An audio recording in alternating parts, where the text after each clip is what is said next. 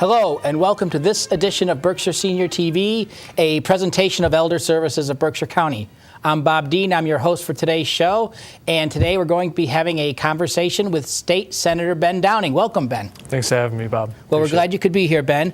We know certainly you have a very busy schedule, particularly as the budget process has moved into the Senate. But before we talk about that and services for seniors, why don't we talk a little bit about what does a state senator do? Well, I think it varies widely from day to day, from time of the year to time of the year, and from time of our legislative session to a different time of the legislative session. Most weeks I am in Boston Tuesday, Wednesday, and Thursday for both formal sessions, hearings for the committees, both that I chair and the committees on which I am an active member, and then for meetings with my other colleagues about legislative priorities.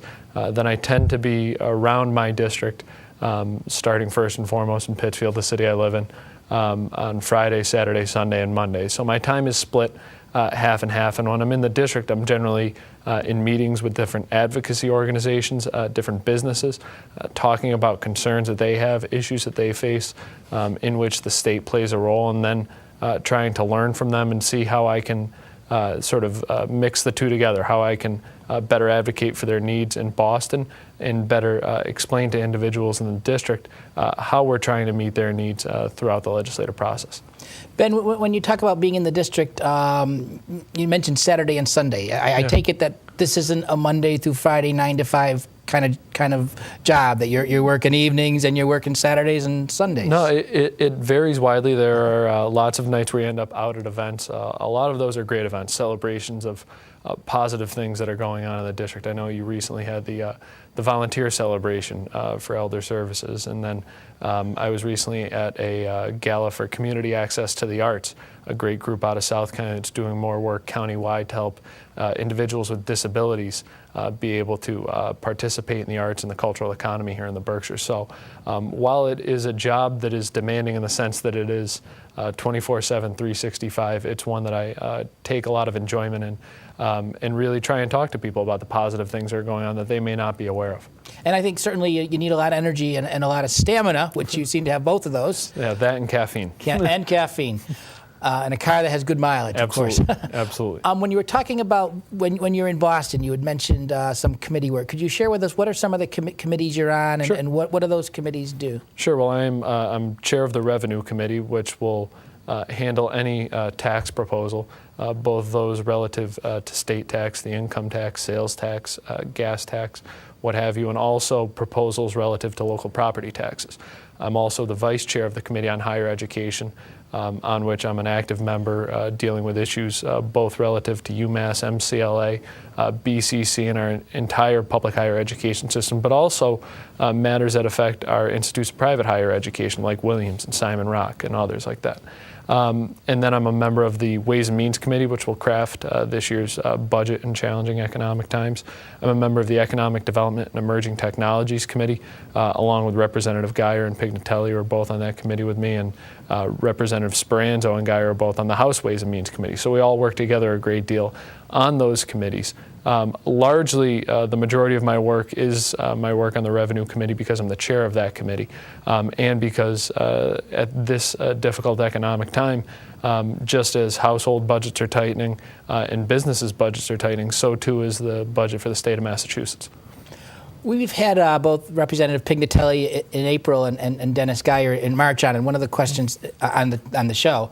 And one of the questions that I asked each of them was regarding their districts and how large they are. And right. Certainly, you probably trump the two of them, that you must have the largest district rep or senator in Massachusetts. Yeah, I do. I have 48 communities, 48 of the 351 communities in Massachusetts I represent. So I can leave my home in downtown Pittsfield and drive an hour in several different directions and still be in my district.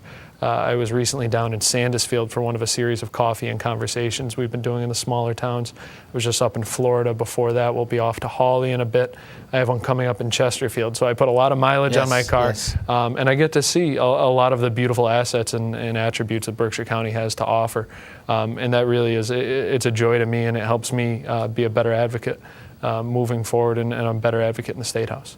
When you represent such a rural area compared to most of the other senators, do you find that you have unique challenges in Boston in terms of representing that district and making our voice heard? Yeah, absolutely. There are distinct needs for a rural district, and thankfully we've been able to meet a lot of them lately.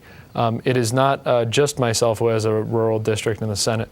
My colleague Senator Rosenberg from the Pioneer Valley and Senator Brewer from the sort of Worcester Central area also have very rural districts. So we've been able to work together successfully on the Senate on issues like access to universal broadband internet, which we'll be implementing over the next year. We've been able to work together on tax credits for our dairy farmers. We've been able to advocate effectively in the past couple of budget cycles for support for Meals on Wheels and other programs which are even more important in a rural area than they are in some of the more urban settings. And our advocacy on the Senate side has been matched by the Berkshire delegation on the House side. I think having a collaborative team effort of really the 5 of us in the Berkshire delegation makes a gigantic difference. If we were all speaking with a different voice, our needs would never get met, would never get heard. But as we go down there and we speak with one voice, we found that we're much more successful and we can get a lot more done for the 32 communities of Berkshire County, and that spills over in all of Western Mass. Yeah, and that's very important that all of you work together.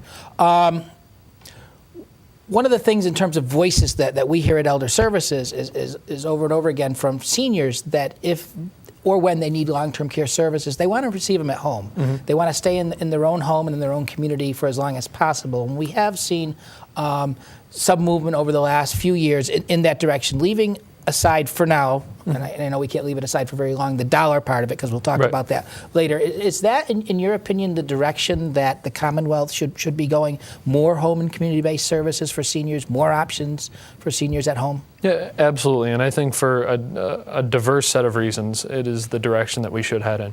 I think it's the direction we should head in for the strength of our neighborhoods. Neighborhoods aren't strong if you just have one generation growing up in that neighborhood.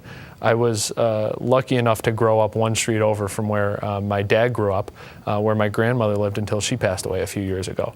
And I could every single day, if I wanted to, walk one block over and hear my grandmother tell stories about economic times that were far more challenging than what we're in right now. And that teaches you a lot growing up, and it gives you a great degree of respect for your elders, and it also tempers your reaction to current things that are going on in the world. You have a better appreciation for where you fit into history. So I think that for that reason, for the diversity of our neighborhoods, it's incredibly important.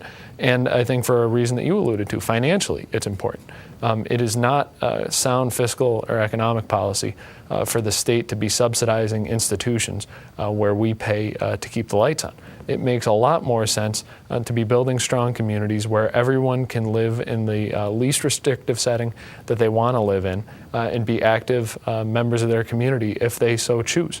And so I think it is important to have those choices be made available. It's important to have those choices be fiscally and financially feasible for our elders moving forward. So I think it makes sense from a community development standpoint. I think it makes sense from that community spirit standpoint that you have from having people with different backgrounds, different experiences, different generations, and fiscally and financially it makes sense. Can we talk a little bit about the councils on aging and how they fit into that? Because I think certainly, they're an important part of everything you're talking about, helping to build the stronger neighborhoods or maintain the stronger neighborhoods and the intergenerational piece and so many others. Where, in your vision, do the councils on aging fit in? In my mind, the Council on Aging is really the hub if the seniors in the community are sort of the spokes of a wheel.